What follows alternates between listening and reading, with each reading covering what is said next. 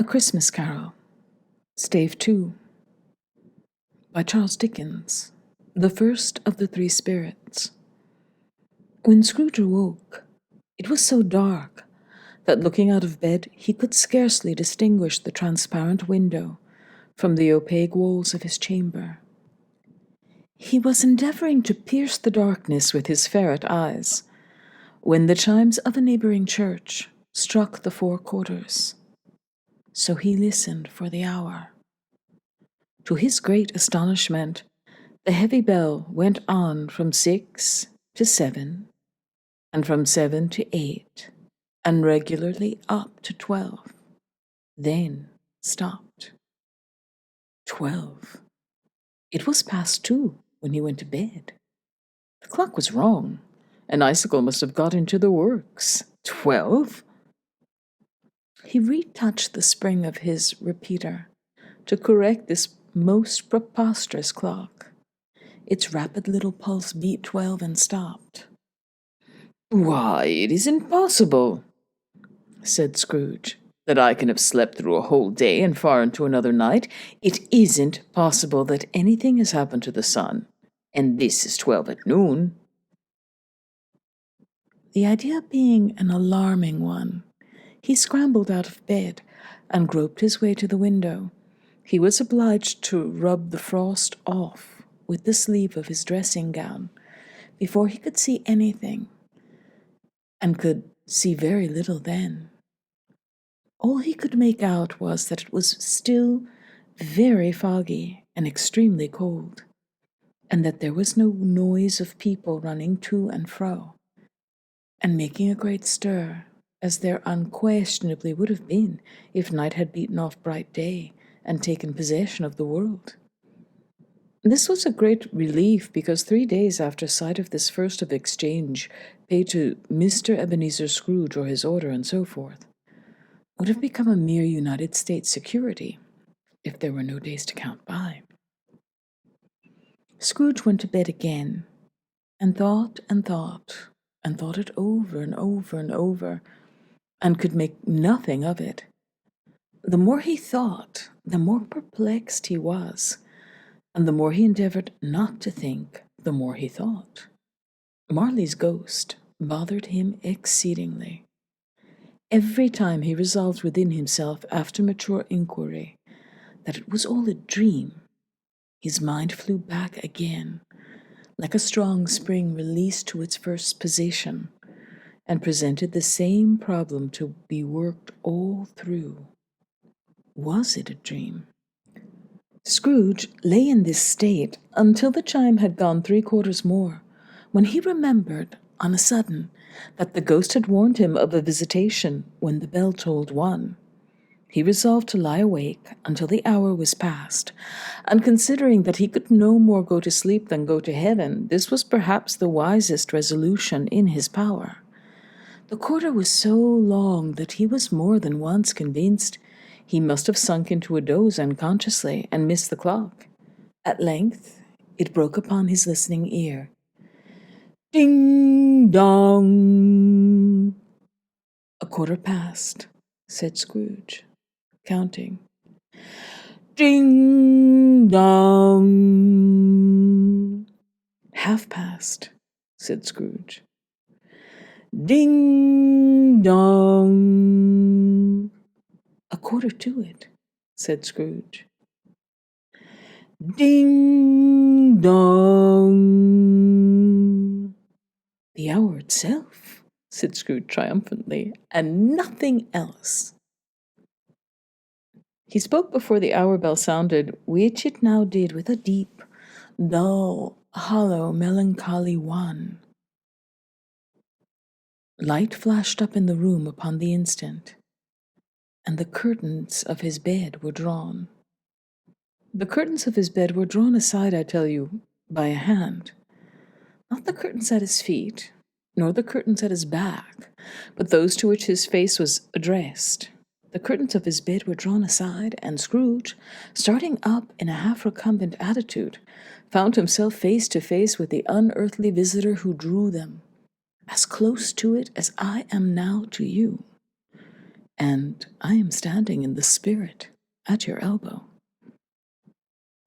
It was a strange figure, like a child, yet not so like a child as like an old man, viewed through some supernatural medium which gave him the appearance of having receded from the view and being diminished to a child's proportions. Its hair, which hung about its neck and down its back, was white, as if with age, and yet the face had not a wrinkle in it, and the tenderest bloom was on the skin. The arms were very long and muscular, the hands the same, as if its hold were of uncommon strength. Its legs and feet, most delicately formed, were like those upper members, bare. It wore a tunic of the purest white, and round its waist was bound a lustrous belt, the sheen of which was beautiful. It held a branch of fresh green holly in its hand, and in singular contradiction of that wintry emblem, had its dress trimmed with summer flowers.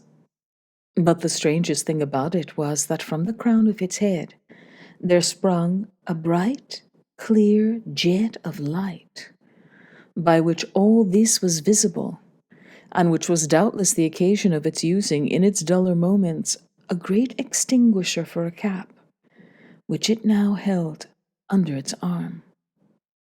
Even this, though, when Scrooge looked at it with increasing steadiness, was not its strangest quality, for as its belt sparkled and glittered now in one part and now in another, and what was light one instant at another time was dark, so the figure itself fluctuated in its distinctness, being now a thing with one arm, now with one leg, now with 20 legs, now a pair of legs without a head, now a head without a body, of which dissolving parts no outline would be visible in the dense gloom, wherein they melted away.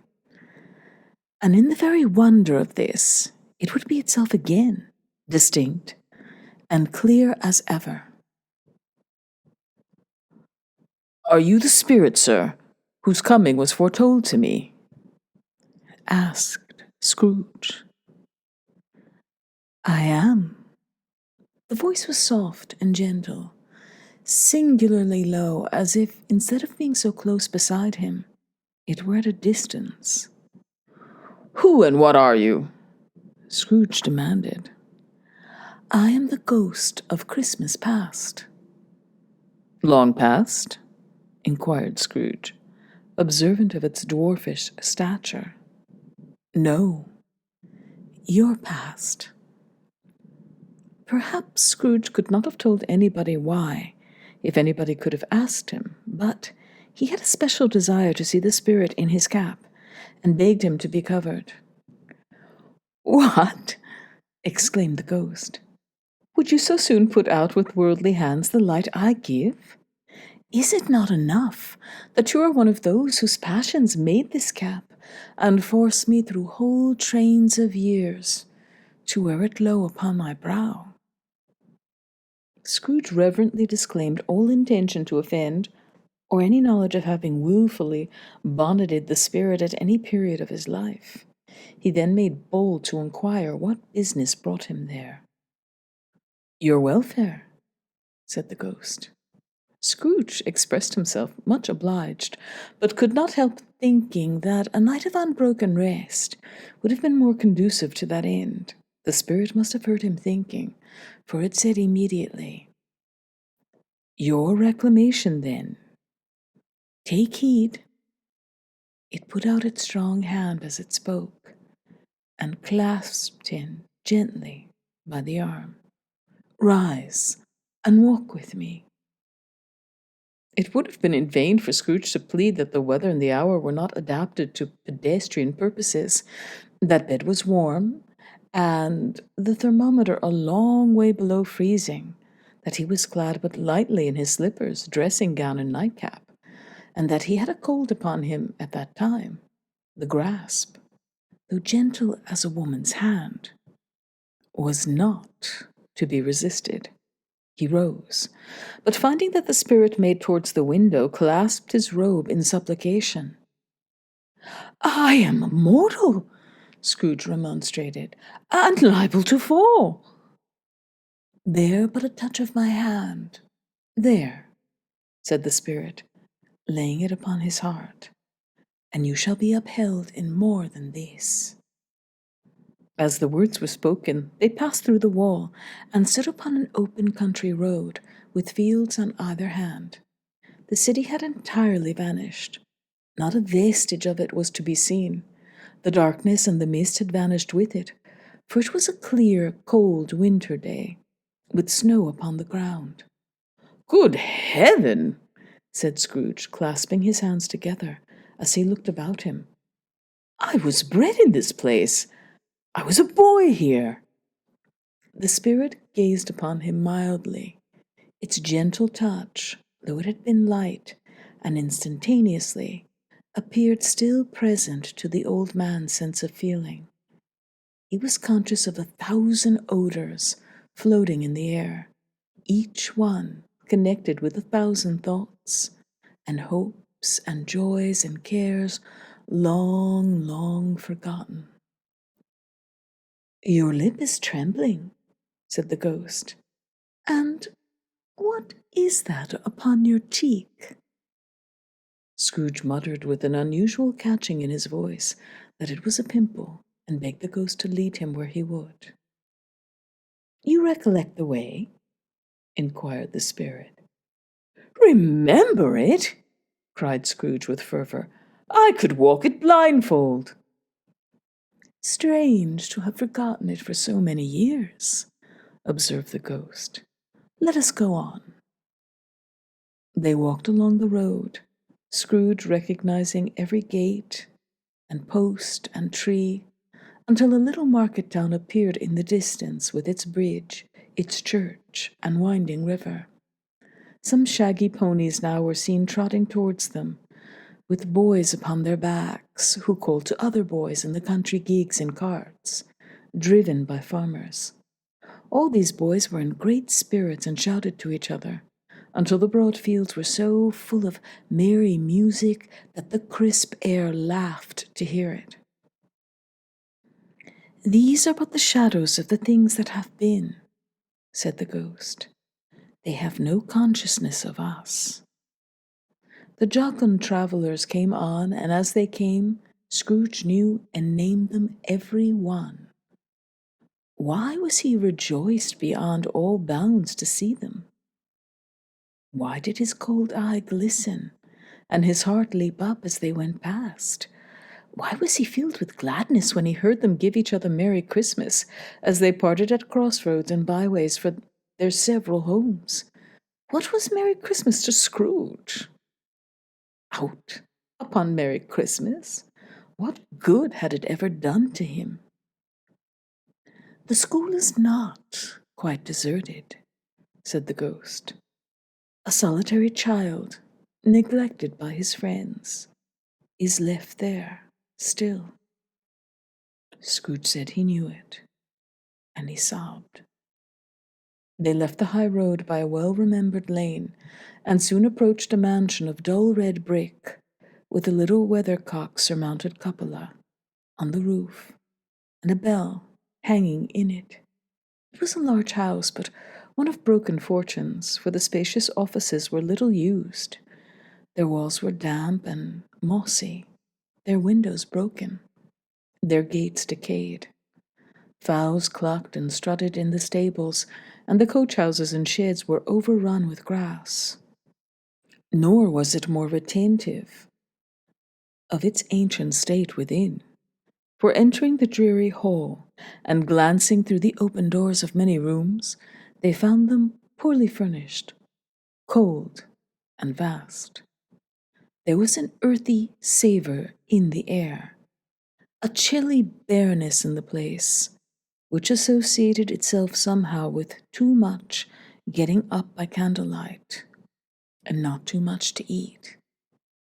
They went, the ghost and Scrooge, across the hall, to a door at the back of the house. It opened before them, and disclosed a long, bare, melancholy room, made barer still by lines of plain deal forms and desks. At one of these a lonely boy was reading, near a feeble fire, and Scrooge sat down upon a form and wept to see his poor forgotten self as he used to be. Not a latent echo in the house, not a squeak and scuffle from the mice behind the panelling, not a drip from the half-thawed water-spout in the dull yard behind, not a sigh from the leafless boughs of one despondent poplar, not the idle swinging of an empty storehouse door. No, not a clicking in the fire, but fell upon the heart of Scrooge with a softening influence, and gave a freer passage to his tears. The spirit touched him on the arm, and pointed to his younger self, intent upon his reading. Suddenly, a man in foreign garments, wonderfully real and distinct to look at, stood outside the window, with an axe stuck in his belt, and leading by the bridle an ass laden with wood. "Why, it's Ali Baba!" Scrooge exclaimed in ecstasy. "It's dear old honest Ali Baba! Yes, yes, I know. One Christmas time when yonder solitary child was left here all alone, he did come, for the first time, just like that. Poor boy." "And Valentine," said Scrooge, "and his wild brother Orson. There they go. And what's his name, who put down in his drawers asleep at the gate of Damascus? Don't you see him? And the Sultan's groom turned upside down by the genie. There he is upon his head. Serve him right. I'm glad of it. What business had he to be married to the princess?" To hear Scrooge expending all the earnestness of his nature on such subjects in a most extraordinary voice between laughing and crying, and to see his heightened and excited face, would have been a surprise to his business friends in the city indeed. "There's the parrot!" cried Scrooge. "Green body and yellow tail, with a thing like a lettuce growing out of the top of his head. There he is. Poor Robinson Crusoe, he called him, when he came home again after sailing around the island. Poor Robinson Crusoe. Where have you been, Robin Crusoe?" The man thought he was dreaming, but he wasn't. It was the parrot, you know. There goes Friday running for his life to the little creek. "Hello! Whoop! Halloo!" Then, with a rapidity of transition very foreign to his usual character, he said in pity for his former self, "Poor boy," and cried again. "I wish," Scrooge muttered, putting his hand in his pocket and looking about him after drying his eyes with his cuff. "But it's too late now." "What is the matter?" asked the spirit. "Nothing," said Scrooge. "Nothing. There was a boy singing a Christmas carol at my door last night. I should like to have given him something. That's all." The ghost smiled thoughtfully and waved its hand, saying as it did so, "Let us see another Christmas." Scrooge's former self grew larger at the words, and the room became a little darker and more dirty. The panels shrunk, the windows cracked, fragments of plaster fell out of the ceiling, and the naked laths were shown instead. But how all this was brought about, Scrooge knew no more than you do. He only knew that it was quite correct, that everything had happened so, that there he was, alone again, when all the other boys had gone home for the jolly holidays. He was not reading now, but walking up and down, despairingly. Scrooge looked at the ghost, with a mournful shaking of his head, glanced anxiously toward the door. It opened, and a little girl, much younger than the boy, came darting in, and putting her arms about his neck, and often kissing him, addressed him as her dear, dear brother. "I have come to bring you home, dear brother," said the child, clapping her tiny hands and bending down to laugh. "To bring you home, home, home." "Home, little Fan?" returned the boy. "Yes," said the child, brimful of glee. "Home for good and all. Home for ever and ever. Father's so much kinder than he used to be, that home's like heaven. He spoke so gently to me one night when I was going to bed that I was not afraid to ask him once more if you might come home, and he said yes, you should, and sent me in a coach to bring you. And you're to be a man," said the child, opening her eyes, "and I'm never to come back here. But first we're to be together all the Christmas long, and have the merriest time in all the world." "You're quite a woman, little Fan," exclaimed the boy. She clapped her hands and laughed and tried to touch his head, but being too little, laughed again and stood on tiptoe to embrace him.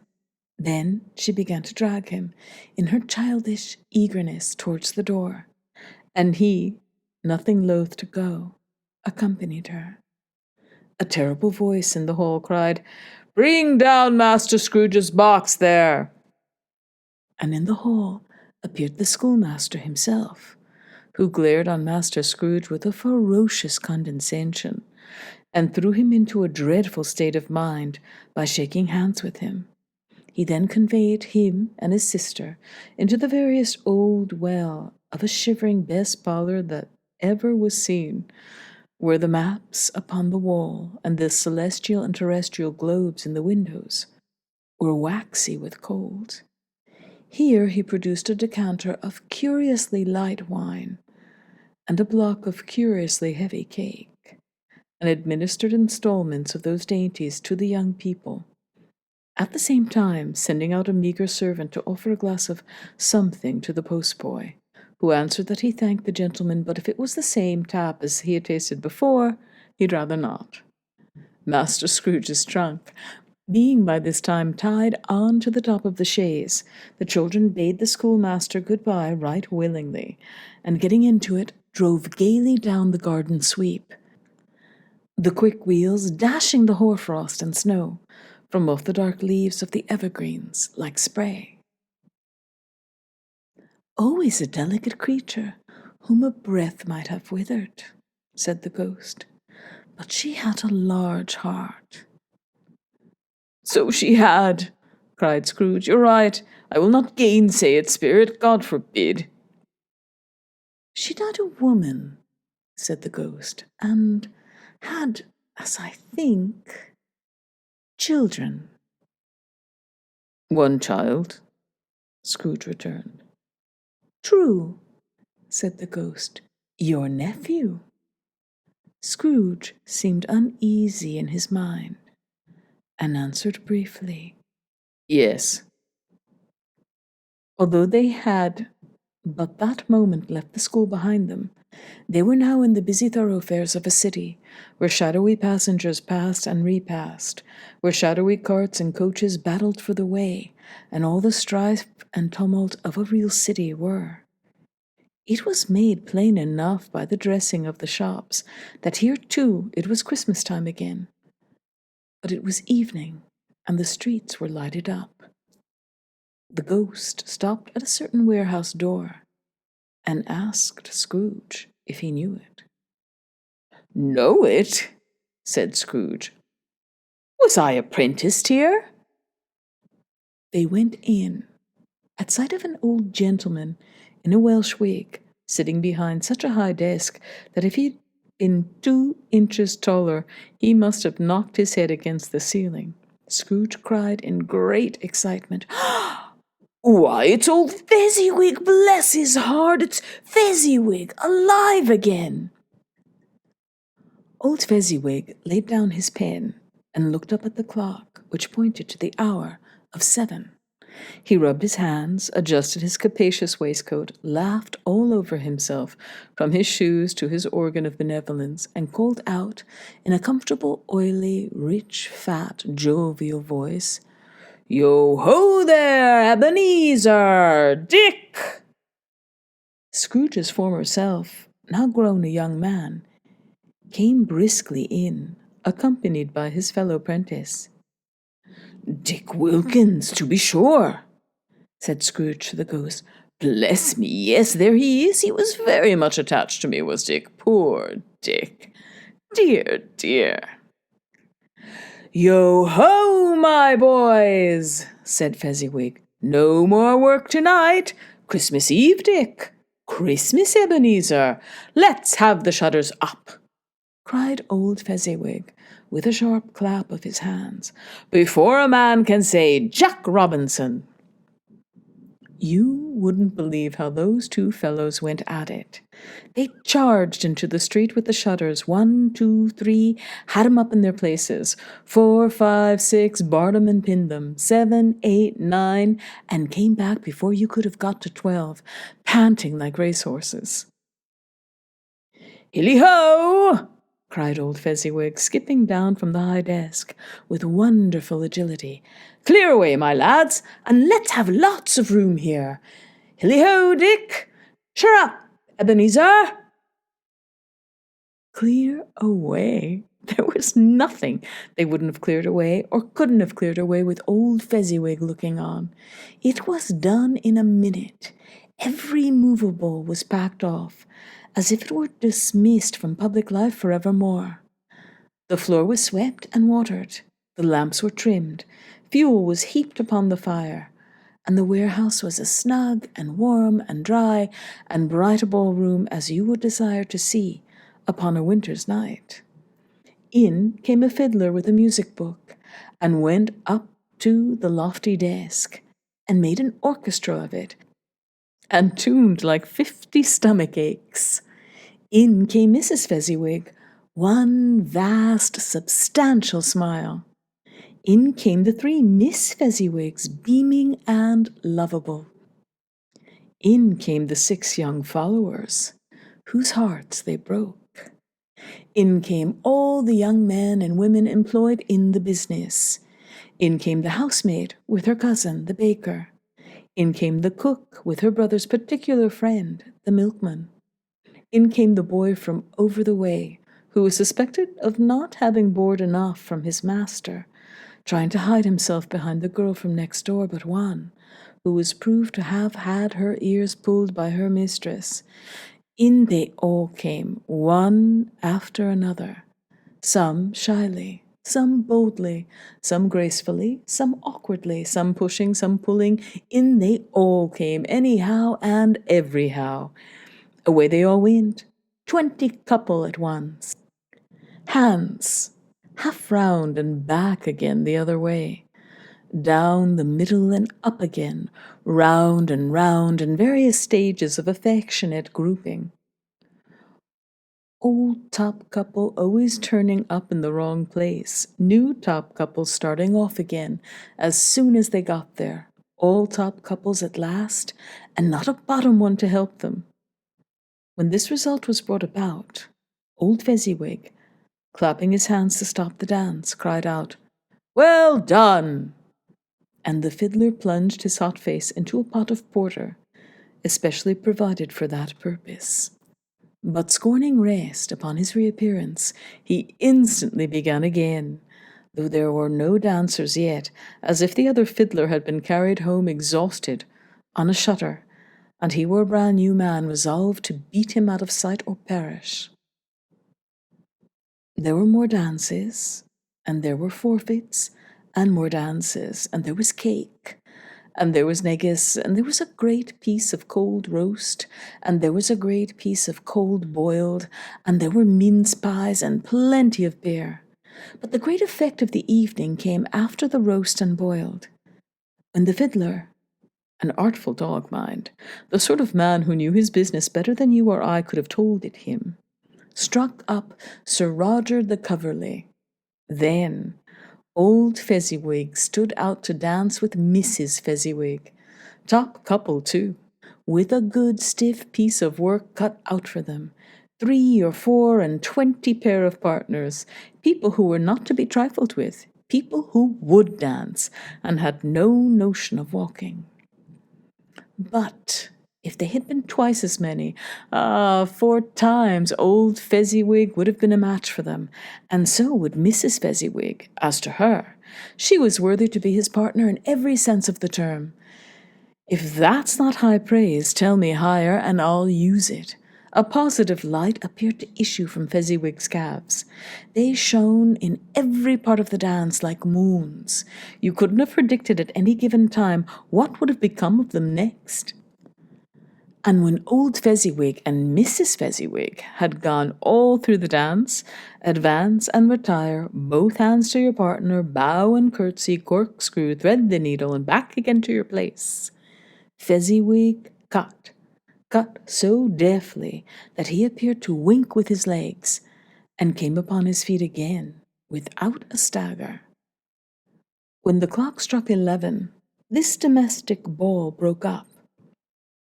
Mr. and Mrs. Fezziwig took their stations, one on either side of the door, and shaking hands with every person individually as he or she went out, wished him or her a Merry Christmas. When everybody had retired but the 2 prentices, they did the same to them, and thus the cheerful voices died away, and the lads were left to their beds, which were under a counter in the back shop. During the whole of this time, Scrooge had acted like a man out of his wits. His heart and soul were in the scene, and with his former self. He corroborated everything, remembered everything, enjoyed everything, and underwent the strangest agitation. It was not until now, when the bright faces of his former self and Dick were turned from them, that he remembered the ghost, and became conscious that it was looking full upon him, while the light upon its head burnt very clear. "A small matter," said the ghost, "to make these silly folks so full of gratitude." "Small!" echoed Scrooge. The spirit signed to him to listen to the 2 apprentices, who were pouring out their hearts in praise of Fezziwig, and when he had done so, said, "Why, is it not? He has spent but a few pounds of your mortal money, 3 or 4 perhaps. Is that so much that he deserves this praise?" "It isn't that," said Scrooge, heated by the remark, and speaking unconsciously, like his former, not his latter self. "It isn't that, Spirit. He has the power to render us happy or unhappy, to make our service light or burdensome, a pleasure or a toil. Say that his power lies in words and looks, in things so slight and insignificant that it is impossible to add and count them up. What then? The happiness he gives is quite as great as if it cost a fortune." He felt the spirit's glance and stopped. "What is the matter?" asked the ghost. "Nothing particular." "Something, I think," the ghost insisted. "No," said Scrooge. "No, I should like to be able to say a word or two to my clerk just now, that's all." His former self turned down the lamps as he gave utterance to the wish, and Scrooge and the ghost again stood side by side in the open air. "My time grows short," observed the spirit. "Quick!"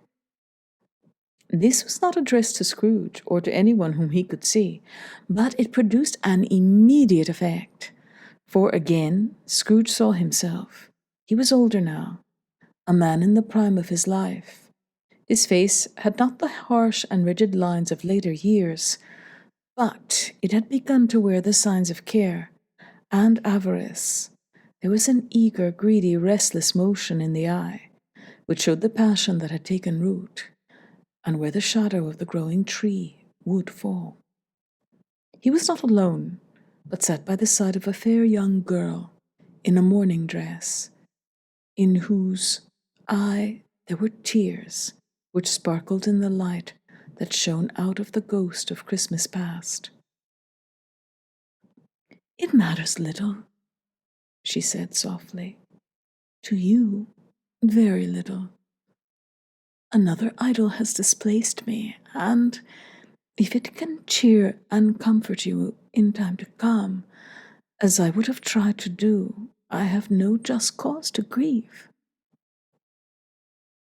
"What idol has displaced you?" he rejoined. "A golden one." "This is the even-handed dealing of the world," he said. "There's nothing on which it is so hard as poverty, and there is nothing it professes to condemn with such severity as the pursuit of wealth." "You fear the world too much," she answered gently. "All your other hopes have merged into the hope of being beyond the chance of its sordid reproach. I have seen your nobler aspirations fall off, one by one, until the master passion gain engrosses you. Have I not?" "What then?" he retorted.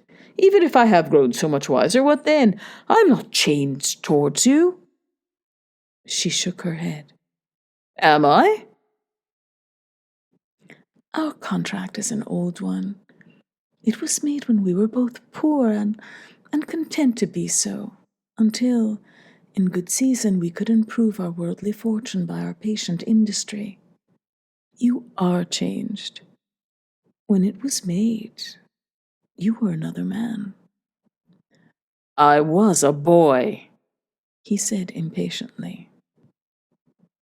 "Your own feeling tells you that you were not what you are," she returned. "I am. That which promised happiness when we were one in heart is fraught with misery now that we are two. How often and how keenly I have thought of this. I will not say. It is enough that I have thought of it and can release you." "Have I ever sought release?" "In words, no, never." "In what then?" "In a changed nature, in an altered spirit, in another atmosphere of life, another hope as its great end, in everything that made my love of any worth or value in your sight. If this had never been between us," said the girl, looking mildly but with steadiness upon him, "tell me, would you seek me out and try to win me now?" No. He seemed to yield to the justice of this supposition, in spite of himself, but said with a struggle, "You think not." "I would gladly think otherwise if I could," she answered. "Heaven knows when I have learned a truth like this, I know how strong and irresistible it must be, but if you were free today, tomorrow, yesterday, can even I believe that you would choose a dowerless girl? You, who in your very confidence with her weigh everything by gain. Or choosing her, if for a moment you were false enough to your one guiding principle to do so. Do I not know that your repentance and regret would surely follow? I do. And I release you with a full heart for the love of him you once were." He was about to speak, but with her head turned from him, she resumed. "You may, the memory of what has passed makes me hope you will, have pain in this, a very, very brief time, and you will dismiss the recollection of it gladly as an unprofitable dream, from which it happened well that you awoke. May you be happy in the life you have chosen." She left him, and they parted. "Spirit," said Scrooge, "show me no more. Conduct me home. Why do you delight to torture me. "One shadow more," exclaimed the ghost. No more, cried Scrooge. No more. I don't wish to see it. Show me no more. But the relentless ghost pinioned him in both his arms and forced him to observe what happened next. They were in another scene and place, a room, not very large or handsome, but full of comfort. Near to the winter fire sat a beautiful young girl, so like that lass that Scrooge believed it was the same, until he saw her, now a comely matron, sitting opposite her daughter. The noise in this room was perfectly tumultuous, for there were more children there than Scrooge, in his agitated state of mind, could count. And unlike the celebrated herd in the poem, they were not 40 children conducting themselves like one, but every child was conducting itself like 40. The consequences were uproarious beyond belief, but no one seemed to care. On the contrary, the mother and daughter laughed heartily and enjoyed it very much, and the latter soon, beginning to mingle in the sports, got pillaged by the young brigands most ruthlessly. What would I not have given to be one of them? Though I never could have been so rude, no, no. I wouldn't for the wealth of all the world have crushed that braided hair and torn it down. And for the precious little shoe, I wouldn't have plucked it off, God bless my soul, to save my life. As to measuring her waist in sport as they did, bold young brood, I couldn't have done it. I should have expected my arm to have grown round it for a punishment, and never come straight again. And yet I should have dearly liked, I own, to have touched her lips, to have questioned her, that she might have opened them, to have looked upon the lashes of her downcast eyes, and never raised a blush, to have let loose waves of hair, an inch of which would be a keepsake beyond price.